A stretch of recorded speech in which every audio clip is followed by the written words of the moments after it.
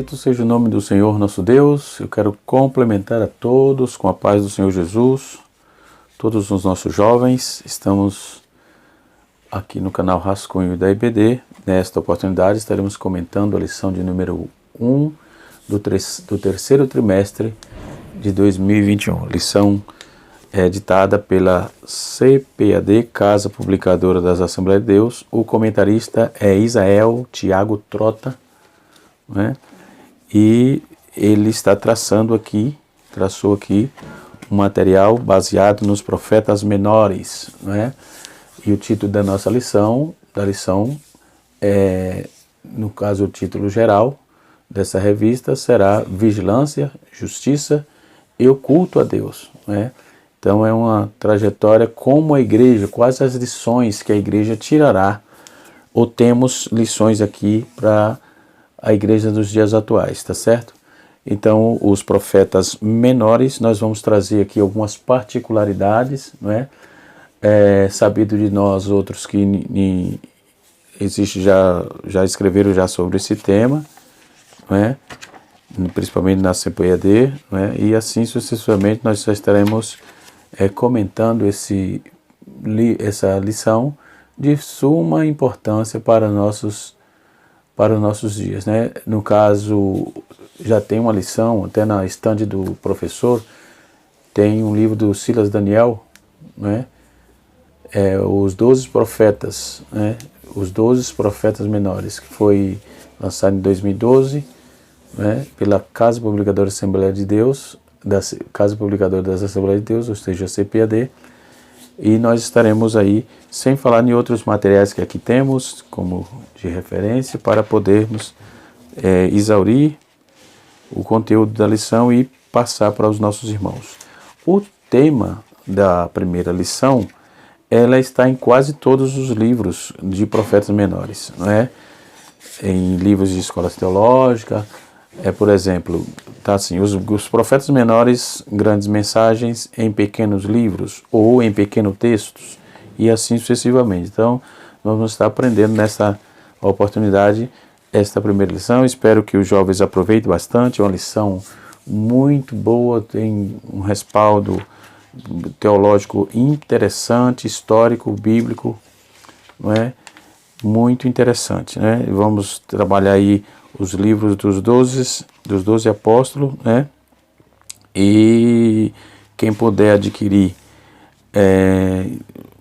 teologia do Antigo Testamento, as várias teologias do Antigo Testamento que temos à disposição, é de fundamental importância. Nós temos aqui o Donald Turner, que ele vai trabalhar muito bem essa proposta. Temos vários outros, Greg Kinney e muitos outros escritores que trabalham muito bem a teologia do Antigo Testamento, tá certo? Muito bem, ao longo das aulas estaremos indicando mais materiais, mais livros, se fizer necessário. Tudo bem? Então, nosso compêndio de lição, nesse terceiro trimestre, a primeira lição, estaremos estudando sobre profetas menores, grandes mensagens, pequenos textos. A segunda lição é Oséias, o casamento como uma reflexão da comunhão com Deus. A terceira lição é Joel, o poder do Espírito nos últimos dias. Amós, a adoração com justiça. Obadias, vamos estar estudando sobre o cuidado para a retribuição divina. Cuidado para com a retribuição divina. Na lição 6, nós vamos estar estudando sobre Jonas, né? Deus ama quem você detesta. Interessante, tema muito forte, né? E Miqueias, nós estaremos estudando na lição 7. Miqueias, ele vai falar: Deus pode, Deus quer poder, Deus quer obediência de coração. Aliás, Miqueias, Deus quer obediência de coração. Naum, até onde vai a paciência de Deus, né? Livro de Naum, vamos estar trabalhando essa questão aí. Que muita gente hoje está trabalhando só com amor, não trabalha com justiça. As pessoas estão fazendo na igreja o que quer, chega como quer, fica como quiser. E se tivesse uns profetas desses aí, com essa chamada, não tinha esse jeitinho não. Ou é ou não é. Deus não é injusto, a justiça de Deus não folga com a injustiça humana, tá certo? Na lição 9, Abacuque, Abacuque vai dizer a fé como forma de vida, né? Na lição 10, Sofonias vai dizer o dia do juízo está chegando.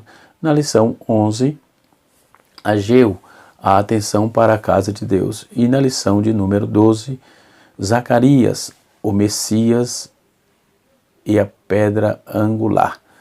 O Messias, a pedra angular, aliás. Né? E a lição de número 13, vamos estar fechando com Malaquias. Deus se importa com a família. Glória a Deus. Então é esse o compêndio que temos para esse trimestre, né, para estudarmos. E digo com clareza e firmeza, nós temos muita coisa a exaurir dessa lição. Sim, muita coisa.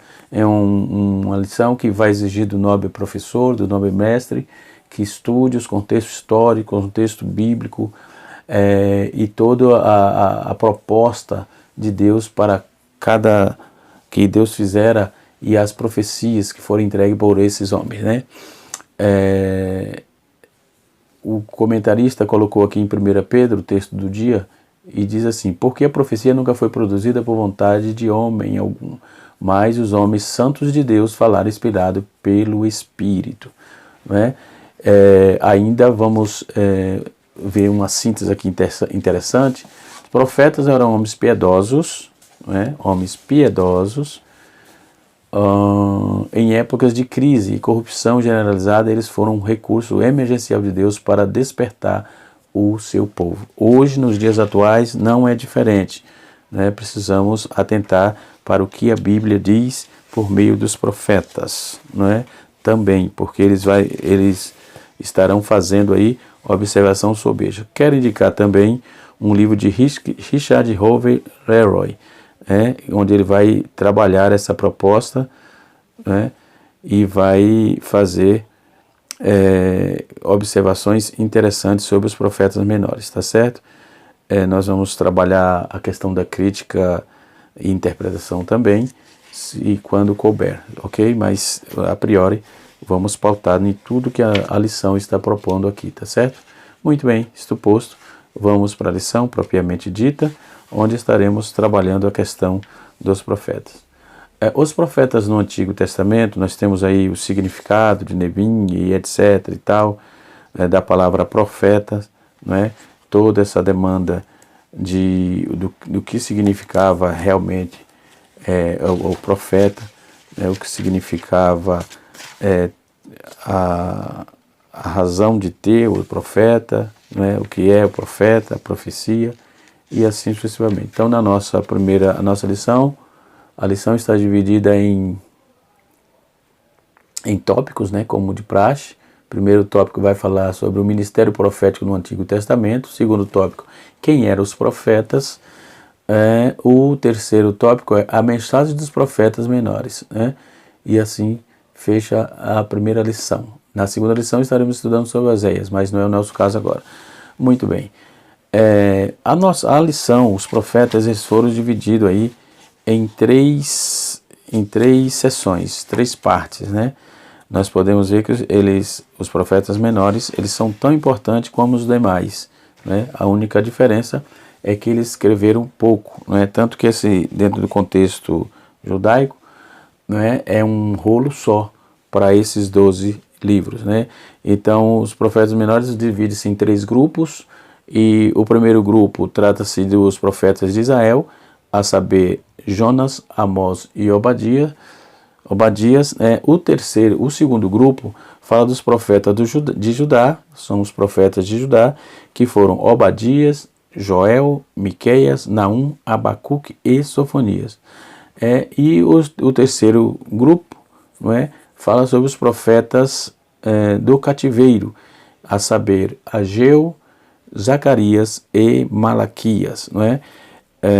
Então, os profetas menores eles trabalham muito com a frase o dia do Senhor, os atributos de Deus, com a santidade, a justiça, a grandeza e tantos outros aí.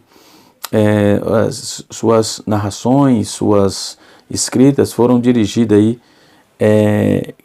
para o povo de Israel, que naquele dia vivia corrupção pela prática pecaminosa dos ímpios e assim sucessivamente. Na maior parte as profecias se cumpriam gradativamente. Então, as orações dos profetas eram focalizadas em 4 fases da história. Por exemplo, o dia do profeta, o futuro próximo, cativeiro e retorno, e o futuro mais distante, que era Cristo, sua vinda e sua missão, e também o dia do Senhor, a tribulação, o milênio, o juízo, o novo céu e nova terra. Vale a pena salientar que essa primeira lição é exatamente o escopo de tudo que temos para estudar nesse trimestre, não é? Então, por isso estou trazendo aqui essas questões, né?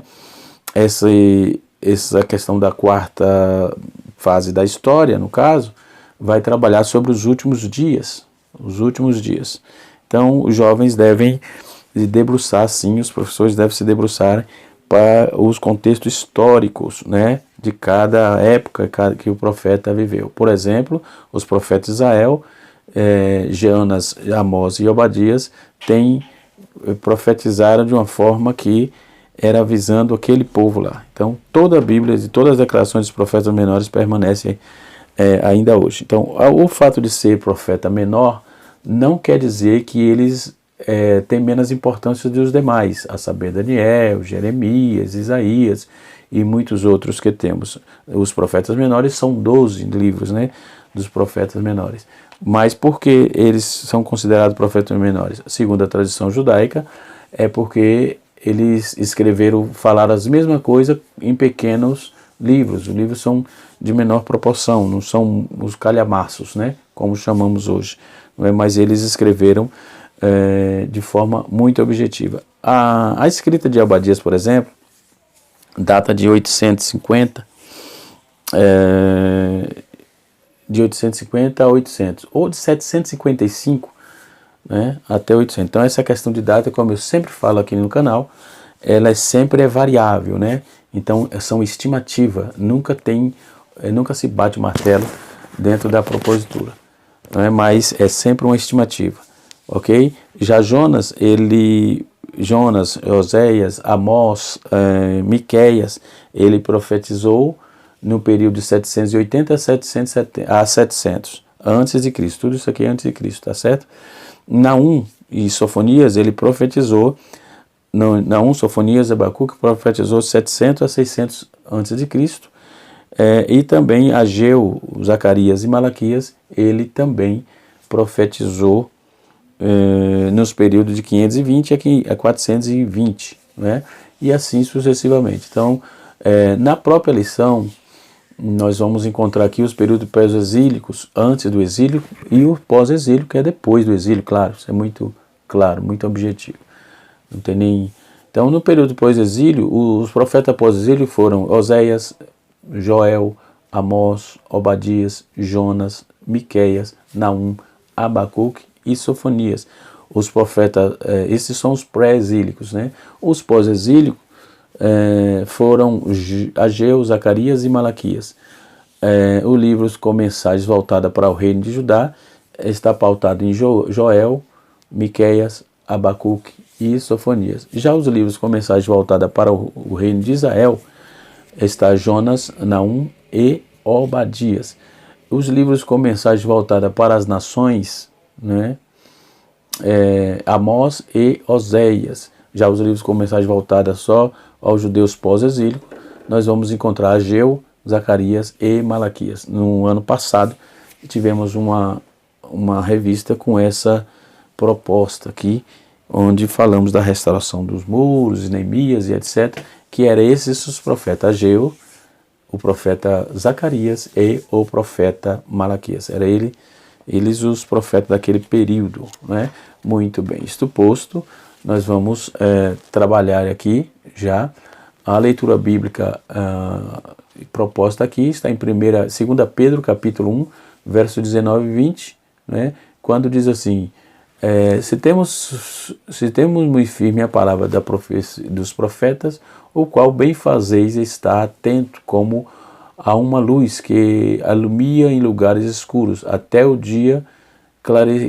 que o dia clareça e a estrela da alva apareça em vosso coração. Sabendo, primeiramente, que nenhum profeta nenhuma profecia das Escrituras é de particular interpretação. Porque a profecia nunca foi produzida por vontade de homem algum, mas os homens santos de Deus falaram inspirado pelo Espírito Santo. Não é? Então podemos observar que as profecias, elas norteiam sempre, não é? Pela vontade e pela revelação de Deus aos profetas. Glória a Deus. Tudo que eles disseram foram literalmente da vontade de Deus. Muito bem. Nós vamos notar que na ordem do que se segue aqui, ainda trazendo todo o escopo dos profetas, né, encontramos na Bíblia, os livros aqui são dispostos na ordem histórica. Por exemplo, conforme eu já trouxe aqui os fatores da datação. Como diz, você vai encontrar em alguns livros, em alguns materiais, alguns disparates, diferença na datação, como eu disse, e como nós sabemos, não existe, nós não temos a data concreta, isso aproximações, certo? Muito bem, já tratando disso, né?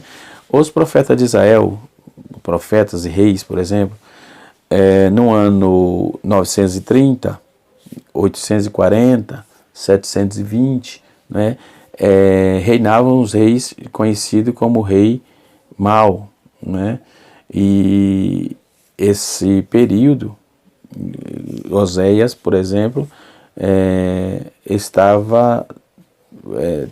quem estava naqueles dias era Jeroboão, não é? Nós vamos observar que no período de Davi, Saul, Salomão e Davi, Saul 1050 a.C., Davi 1010 e Salomão 970, não é? Os profetas eram Samuel e Natã, não é? Tinha também o Aías, tinha o Elias, tinha o Eliseu, tinha o Jonas, tinha o Amós, o Oséias, não é? Nesse período todo de 930 a 722, esses profetas estavam trabalhando aí. Tinha profeta aqui literal, os profetas literalistas chamados, e os profetas que só verbalizaram, não escreveram, ok? E assim sucessivamente. Dentro dessa proposta, nós vamos ver que os profetas era quem reinava na época, não é? E assim sucessivamente.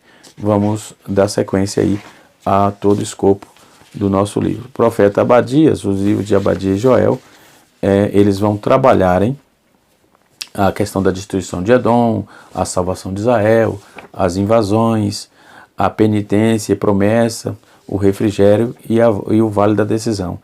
O livro de Jonas vai trabalhar a tempestade do mar, ou no ventre lá do peixe, na cidade, a misericórdia divina, está pautado aqui. O livro de Oséias vai falar sobre a conveniência, casamento e convivência, né? A separação e a restauração, né?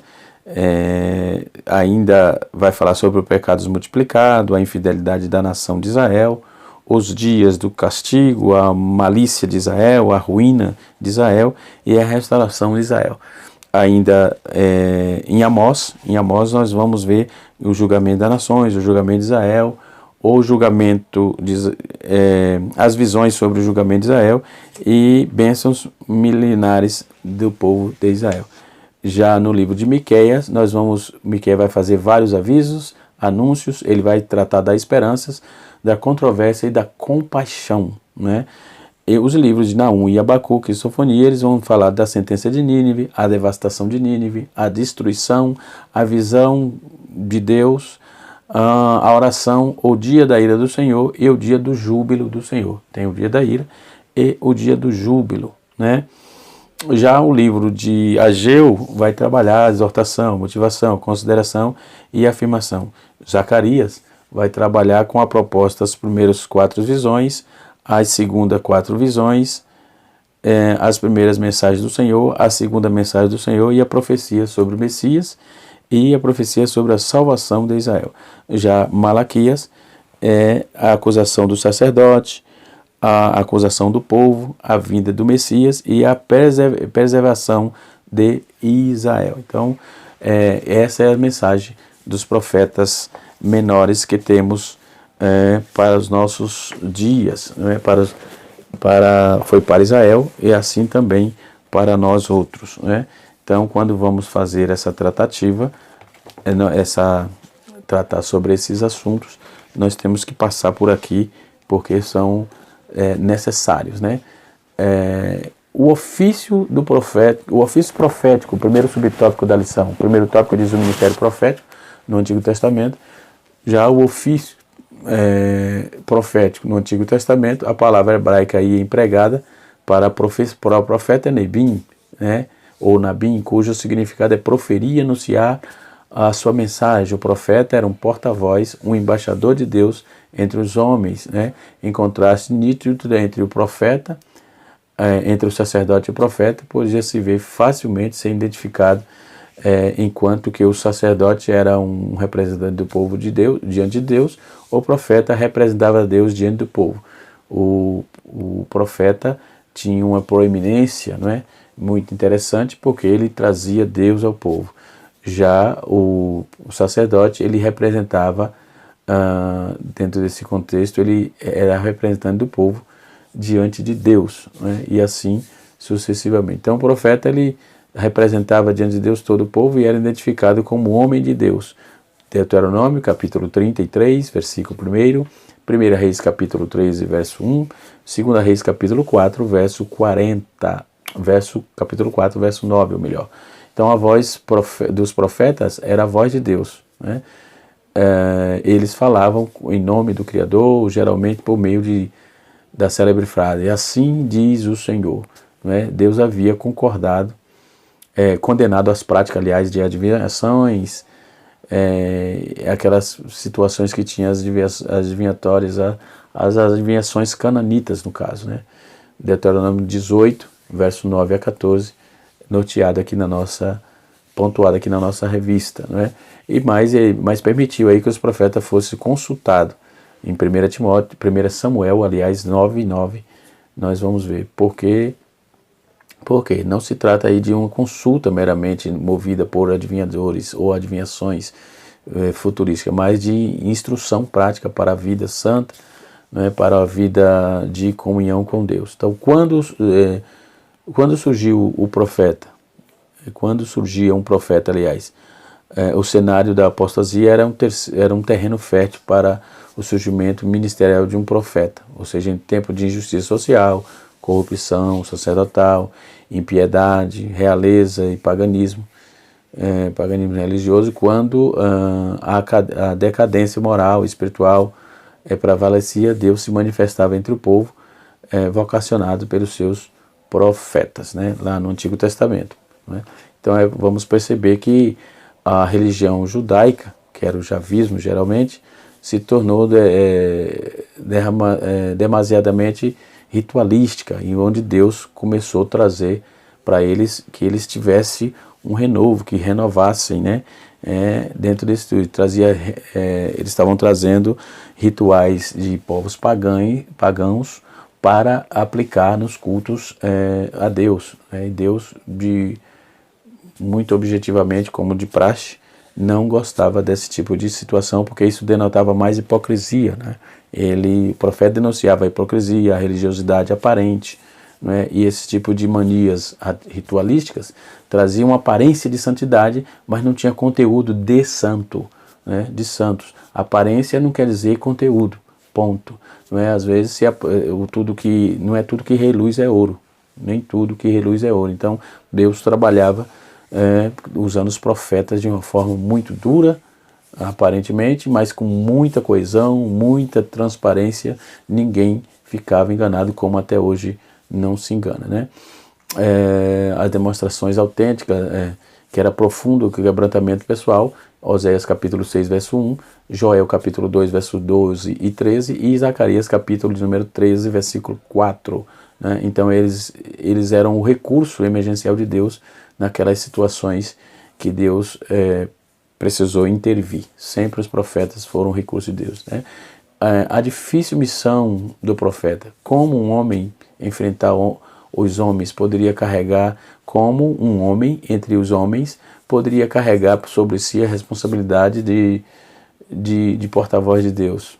Eis a pergunta. É por isso que os profetas, eles relutavam dentre essas chamadas, né, que Deus fizera. Êxodo capítulo 3, verso 11, Isaías 6, verso 5 a 8, Jeremias capítulo 1, verso 8. Então o cargo era demasiadamente pesado, né? Entretanto, a glória da revelação atrairia aí a tal modo que eles não conseguiam se equivocar ou se esquivar, aliás, deste ministério. Então, a glória de Deus era superabundante ali, era grande, não é? Então isso eles não conseguiam nem, eles só tinham que fazer mesmo a vontade de Deus. Então, esse profeta era chamado por Deus e inspirado pelo Espírito Santo para resistir às suas profecias, para registrarem, aliás, registrarem as suas profecias.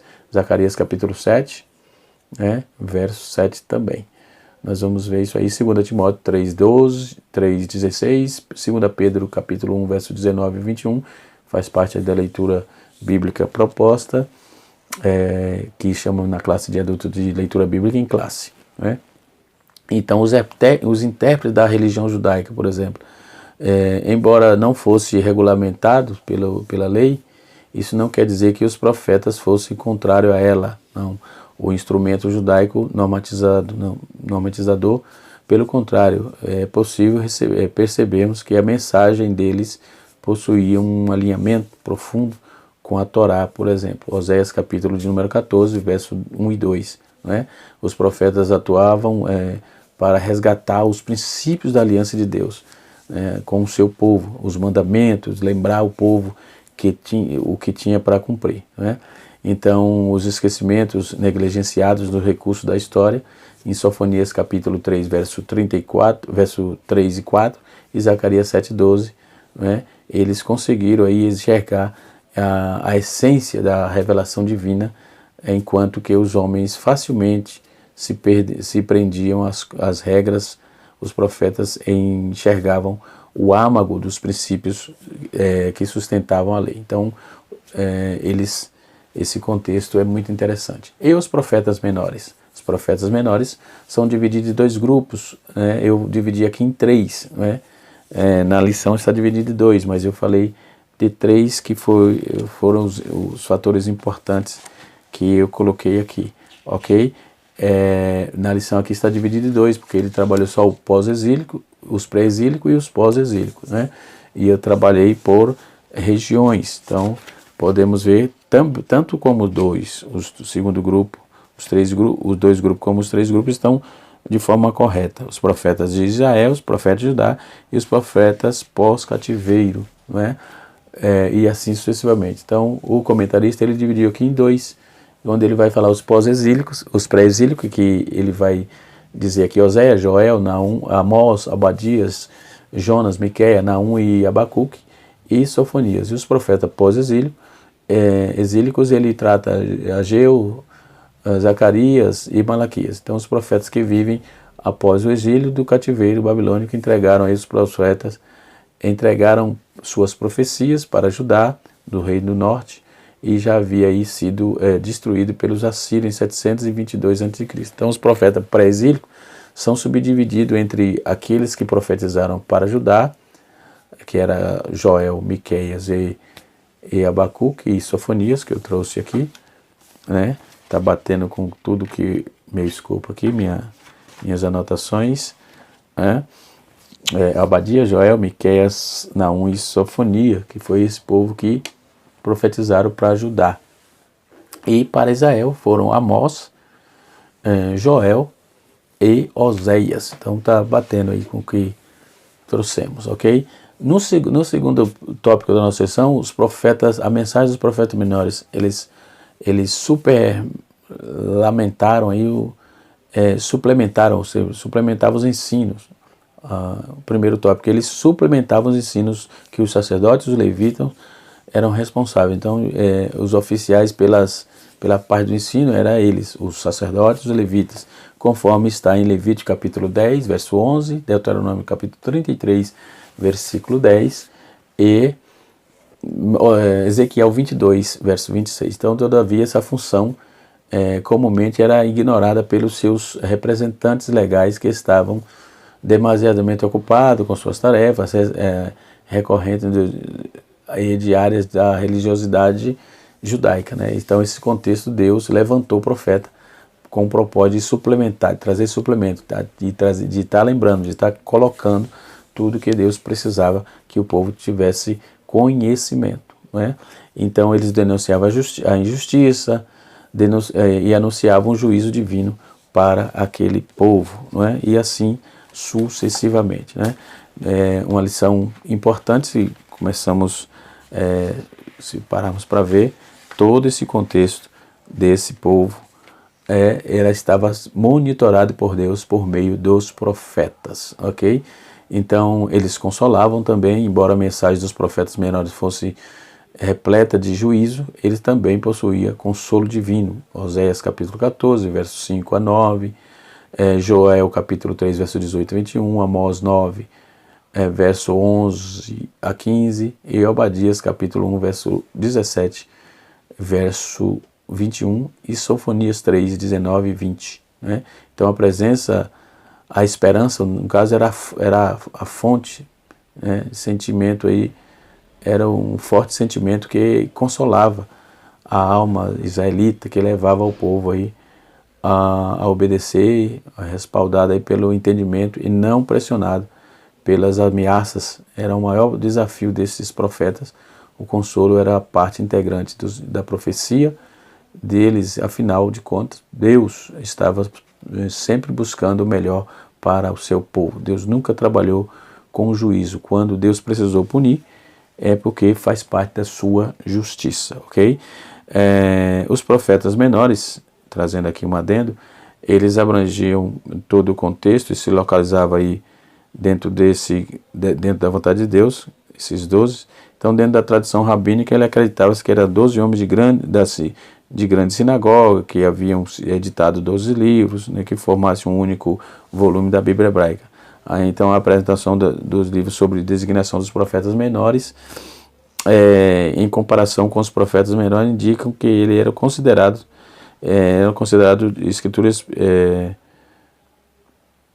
inspirados, né, com escritores inspirados e com menos valor com homologações menores, ou seja, em outras palavras, as mensagens dos profetas menores eram de grande importância para o povo, assim como dos profetas maiores, entendeu? Então, a princípio, essa lição vem trazendo informações sobejas, e esse escopo de informações que eu acabei de trazer sobre os profetas